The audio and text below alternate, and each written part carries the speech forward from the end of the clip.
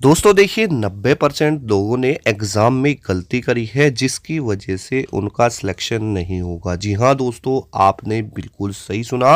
दोस्तों देखिए, अगर आप भी इस 90% में आते हैं ना, तो आज आप लिख के ले लो कि आपका सिलेक्शन बिल्कुल भी नहीं होगा। तो दोस्तों जो ये बचे 10% कैंडिडेट्स हैं, इनका सिलेक्शन होगा और आपको ये देखना है कि आप इस 90% में आते हैं या 10% में। अगर आप इस 10% में आते हो ना, तो भाई 100% आज लिख के ले लो, आपका सिलेक्शन श्योर हो जाएगा। देखिए दोस्तों, बात करेंगे एमटीएस एग्जाम को लेकर। अगर आपने भी एसएससी एमटीएस का एग्जाम दिया है ना, तो दोस्तों आपके भी मन में ये कुछ डाउट चल रहे होंगे कि देखिए सर, हमारा जो रिजल्ट है वो कब आएगा और रिजल्ट डेट क्या रहेगी, और एग्जाम के बाद में रिजल्ट कितने दिनों के बाद में आता है, आंसर की के कितने दिनों के बाद में आता है, साथ ही आफ्टर आंसर की यानी आंसर की आने के बाद में बच्चों ने अपनी जो आंसर की देखी है और देखने के बाद में जो नई चीज़ें निकल के सामने आई हैं वो मैं आपको बताऊंगा। देखिए दोस्तों, होता क्या है ना, जब आपका एग्ज़ाम चल रहा होता है तो उसमें आपकी जो रियल चीज़ें हैं ना वो क्लियर नहीं हो पाती। जैसे आपका एग्ज़ाम चल रहा है तो आप किसी से पूछते हो कि आपने कितने क्वेश्चंस को अटैम्प्ट किया है ना, तो वो क्या बताएगा, 40 क्या है, 45 क्या है, कोई कोई तो 50 भी बता देता है भाई, ठीक है। लेकिन भाई एक्चुअल चीज़ है ना, जो रियलिटी है ना भाई, वो आपकी आंसर की आने के बाद ही पता चलती है। वो इसलिए क्योंकि भाई साहब आपको ये प्रूफ मिल जाता है कि हाँ, आप बताओ कितने तेरे सही हैं, ठीक है। तो आंसर की आने के बाद में जो आंकड़ा है ना भाई, वो अब ऑटोमेटिक ही डाउन चला जाता है ना। उसके बाद दोस्तों ईच सब्जेक्ट अटेम्प्ट की बात करेंगे, यानी दोस्तों जैसे आपका अलग अलग सब्जेक्ट है, कितने क्वेश्चन अटेम्प्ट करने लायक थे, कौन सी शिफ्ट में कितने क्वेश्चन आप करने पर सेफ हो, कौन सी शिफ्ट इजी थी, कौन सी मॉडरेट थी, कौन सी डिफिकल्ट थी, कितना नॉर्मलाइजेशन में आपको नंबर मिलेंगे, और कितने क्वेश्चन आपकी शिफ्ट में बच्चों ने अटेम्प्ट किए हैं, उसको लेकर भी हम बात करेंगे। साथ ही नॉर्मलाइजेशन मेथड को देखेंगे कि भाई इस बार आपका जो नॉर्मलाइजेशन है वो कैसे होगा, क्योंकि देखिए जो नंबर ऑफ शिफ्ट है ना भाई, वो इस बार बहुत सारी हैं।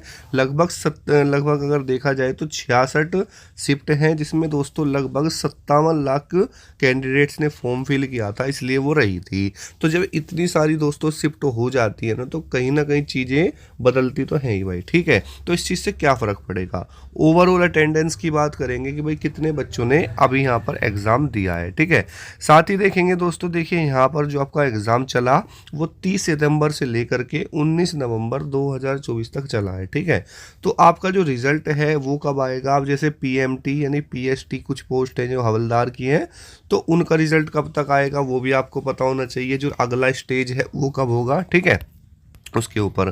साथ ही एग्ज़ाम लेवल नॉर्मलाइजेशन को लेकर बात करेंगे, और आफ्टर नॉर्मलाइजेशन की आज हम कट ऑफ की बात करेंगे कि एक्चुअल में आपकी कैटेगरी वाइज कट ऑफ जा कितनी सकती है ना। सारे डाउट आपके दोस्तों क्लियर हो जाएंगे। अब सबसे पहले तो दोस्तों मैं आपको बताऊं, तो देखिए यहाँ पर होता क्या है ना कि आप लोग गलती क्या करते हो, जो मैंने आपको बताया था कि अगर आप 90% में होंगे तो आपका सिलेक्शन बिल्कुल भी नहीं होगा। जैसे दोस्तों आपको रियलिटी बताऊं, मान लो आप कहीं किसी भी ऑनलाइन इंस्टीट्यूट से या ऑफलाइन से कहीं से भी तैयारी कर रहे हो, सभी टीचर अच्छी तैयारी करवाते हैं, है ना। चाहे आप कोई से भी एग्ज़ाम की तैयारी कर रहे हो, मैं इसकी ही बात नहीं कर रहा पहले तो, ठीक है। होता क्या है, आप मान लो कि कोई टीचर है, कोई भी ए टीचर है, ठीक है। अब ए टीचर से ही तो आप क्या कर रहे हो दोस्तों, अपनी तैयारी कर रहे हो, है ना। और उसके बाद में जो आप मॉक टेस्ट देते हैं, क्या दोस्तों, मॉक टेस्ट जो देते हैं वो भी कौन से टीचर के दे रहे हो, ए टीचर के ही दे रहे हो, है ना। तो भाई होता क्या है कि यहाँ पर आपका जो अटेम्प्ट है वो तो रहेगा अच्छा, ठीक है। और जब आप रियल एग्ज़ाम में जाओगे ना, वहाँ पर आपका अटेम्प्ट डाउन रह जाता है। आप बोलते हो ना सर, मैं घर पे जो हम मॉक टेस्ट देते थे उसमें तो 40 कर देते थे, 35 कर देते थे, लेकिन सर जो हम एग्ज़ाम में गए रियल एग्ज़ाम में तो हमसे 25 ही हो पाए। तो भाई ये एक एग्ज़ाम की मैं बात नहीं कर रहा, चाहे आपके जो आने वाले एग्ज़ाम हैं, अपकमिंग एग्ज़ाम्स हैं, उन सभी की मैं बात कर रहा हूँ। भाई इस गलती को सुधार लो, और इस गलती को सुधारने से ही आपका सिलेक्शन होगा। मैं ये नहीं कह रहा कि आप तैयारी मत करो, ऐसा कुछ भी नहीं है। देखो भाई, आप चाहे तैयारी कितनी अच्छी क्यों ना कर लो, लेकिन जो सिलेक्शन है ना भाई, वो आप मॉक टेस्ट देने से ही लेंगे, है ना। तो भाई इस गलती को सुधारिए, अपना लेवल ऐसा बनाओ, चाहे आप कोई सा भी मॉक टेस्ट दो, आपका जो स्कोर है ना वो इक्वल चले, या 2-4 नंबर अप डाउन रहे, ठीक है। वो फ़र्क थोड़ा बहुत आपका एग्जाम लेवल से भी पड़ जाएगा। तो भाई इस गलती को सुधारना है। अगर आप भी इस गलती में है ना, तो भाई कभी भी आपका सिलेक्शन नहीं हो पाएगा। क्यों? क्योंकि भाई आप मान के चलो खुद ही हैं, आप किसी बच्चे को पढ़ा रहे हो और आप टेस्ट लोगे, तो भाई आप उन्हीं क्वेश्चंस को उनको दोगे ना जो आपने क्लास में करवाए हैं। तो उस चीज़ से उसको क्या मतलब है भाई? आपको तो ऐसा होना है, मुझे सिलेक्शन चाहिए, तो अपनी तैयारी ऐसे करो मेरे भाई कि उसी टीचर से नहीं, आप कहीं का भी मॉक टेस्ट दो, आपका स्कोर जो है इक्वल ही चले, थोड़ा दो चार नंबर अप डाउन चल जाएगा, लेकिन भाई ये दिक्कत बच्चों के साथ बहुत ज़्यादा है। ठीक है, अगर भाई मैं आपको सजेस्ट करूँ ना, तो भाई साहब आप किसी भी एग्जाम की तैयारी कर रहे हो या आगे अगर आप चाहते हो कि इस बार आपका अटेम्प्ट कम रहा है, आगे अच्छा रहे, तो दोस्तों देखो मैं आपको सजेस्ट करूं तो टेक्स्ट बुक सबसे बेस्ट है। क्या है दोस्त? टेक्स्ट बुक सबसे बेस्ट है, और इसमें ना आपका चीज़ें अपडेट होती हैं, मैं आपको रियलिटी बताऊं। ठीक है, तो ये आपका सबसे बेस्ट हो सकता है। तो इसके बारे में आपको कुछ चीज़ें बता देता हूँ। दोस्तों देखिए, अगर आप किसी भी कॉम्पिटिटिव एग्जाम्स की प्रिपरेशन कर रहे हैं और उसके लिए आप किसी बेस्ट प्लेटफॉर्म को ढूंढ रहे हैं मॉक टेस्ट देने के लिए, तो आपके लिए दोस्तों टेक्स्ट बुक सबसे बेस्ट हो सकता है। ठीक है, चाहे दोस्तों आप SSC, railway, NTPC, ALP, group D यानी XYZ किसी भी एग्जाम की प्रिपरेशन कर रहे हो, उन सभी के मॉक टेस्ट दोस्तों आपको यहाँ पर देखने के लिए मिलते हैं। ठीक है, देखिए दोस्तों, यहाँ पर आपका जो yearly text book pass pro है, आप उसे परचेस कर सकते हैं। उसमें अभी उम्मीद की किरण सेल आई हुई है और ये 13-14 दिसंबर में रहेगी, जिसका प्राइस है दोस्तों वो ड्रॉप हो चुका है। ठीक है, जैसे कि आप देख सकते हैं इसका जो प्राइस है वो मात्र अभी 395 रुपये चल रहा है, वो भी पूरी 1 साल की वैलिडिटी के साथ में दोस्तों। यानी आप 1 साल तक चाहे कितने भी मॉक टेस्ट दीजिए, किसी भी एग्जाम के दीजिए, उसमें ही आपको सब मिलेगा। ठीक है दोस्तों, जैसे ही आप हमारा कूपन कोड यूज़ करते हैं DUA, आपको इंस्टेंट यहाँ पर 12% ऑफ मिल जाएगा। तो आपको उम्मीद की किरण की इस सेल का बेनिफिट दोस्तों उठाना है। इसकी जो लिंक है मैंने आपको नीचे डिस्क्रिप्शन में भी दी हुई है, चाहे आप दोस्तों टेक्स्ट बुक की जो एप्लीकेशन है वहां से जाकर भी जो है परचेस कर सकते हैं। बस दोस्तों आपको DUA ये कोड अप्लाई करना पड़ेगा और आपको इंस्टेंट छूट मिल जाएगी। ठीक है, जैसे ही दोस्तों आप लिंक के ऊपर क्लिक करते हैं, एप्लीकेशन में जाते हैं, तो आपको नीचे ऑप्शन मिलता है पास का। ठीक है, देखिए दोस्तों यहाँ पर लिखा हुआ है जो है दोस्तों बाय ईयरली पास प्रो, और इसका प्राइस यहाँ पर 449 रुपये ये दिखा रहा है। ठीक है, आपको इसके ऊपर यहाँ पर क्लिक करना है, जैसे मैं करके दिखा रहा हूँ। जैसे ही आप क्लिक करेंगे तो इस तरीके से आपके सामने इंटरफेस आएगा। उसके बाद में यहाँ पर लिखा है कूपन। ठीक है, अप्लाई कूपन।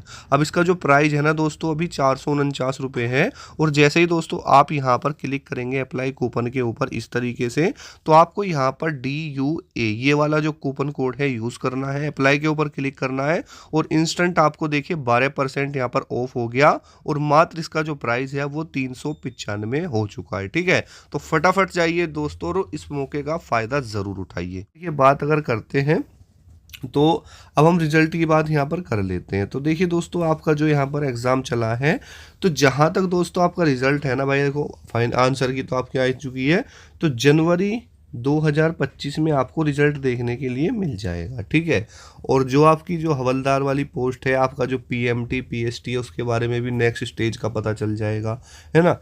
तो ये चीज़ें हैं। बाकी अगर हम बात करते हैं आपके फाइनल रिजल्ट की, भाई फाइनल रिजल्ट आपका कब तक देखने के लिए मिलेगा, तो दोस्तों लगभग 3 से 4 महीने का समय होता है एग्ज़ाम के बाद में। ठीक है, तो जहाँ तक है मार्च 2025 तक आपको अपना फाइनल रिजल्ट भी दोस्त देखने के लिए मिल जाएगा। ठीक है, उसके बाद अगर दोस्तों यहाँ पर हम बात करें आफ्टर आंसर की क्या चीज़ें हुई हैं, तो दोस्तों चीज़ें वो हुई हैं कि जो बच्चे अपना अटेम्प्ट ज़्यादा बता रहे थे उनका वो कम हो गया। ठीक है, उसके बाद में और भी नई चीज़ें पता चली हैं, जैसे आपका एग्ज़ाम में कैसा क्वेश्चन पूछे जा रहे हैं, क्या नई चीज़ें आ रही हैं, और आगे के लिए आपके में क्या नई नई चीज़ें आप पढ़ सकते हो, वो सारी चीज़ें। ठीक है, अगर हम ईच सब्जेक्ट अटेम्प्ट की बात करें ना, तो देखिए दोस्तों यहाँ पर सेशन 2 है आपका। ठीक है, अब सेशन 2 से ही आपकी कट ऑफ बननी है, तो हमारे पास एक तो इंग्लिश है, ठीक है, और दूसरा है GK, ये 2 सब्जेक्ट आ जाते हैं।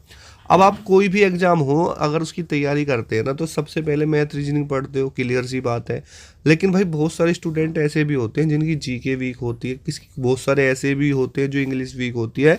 लेकिन यहाँ पर तो अगर आपको सिलेक्शन चाहिए तो भाई इंग्लिश और GK दोनों ही पढ़नी पड़ेगी।